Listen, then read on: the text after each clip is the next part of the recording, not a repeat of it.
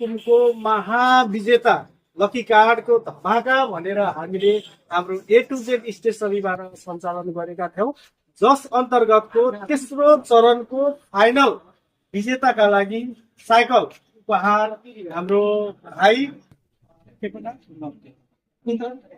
कुन्दन खत्वे भाइलाई साइकल उपहार परेको छ र यसका लागि धेरै धेरै बधाई दिन चाहन्छु।